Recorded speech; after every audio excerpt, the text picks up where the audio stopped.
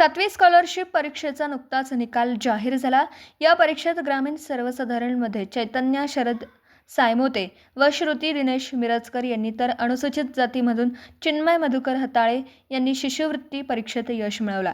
या विद्यार्थ्यांचा व त्यांच्या पालकांचा सत्कार समारंभ कार्यक्रम संपन्न झाला। या कार्यक्रमाचे अध्यक्षस्थानी मोहन देशमुख होते, तर प्रमुख उपस्थितीत दक्षिण विभागीय अधिकारी अशोक शिंदे होते। परीक्षेस बसलेल्या सर्वच विद्यार्थ्यांचा व पालकांचा सन्मान करण्यात आला। यावेळी श्री शिंदे यांनी विविध स्पर्धा परीक्षेतील यश हे कुटुंबाचे नाव लौकिक करणारे ठरते असं मार्गदर्शन करताना सांगितलं। यावेळी डॉक्टर सौ S.A. तांबोळी, प्राध्यापक दिनेश मिरजकर, सौ हताळे आदींनी मनोगत व्यक्त केली। यावेळी विभाग प्रमुख V.S. आटपाडकर यांचाही सत्कार करण्यात आला।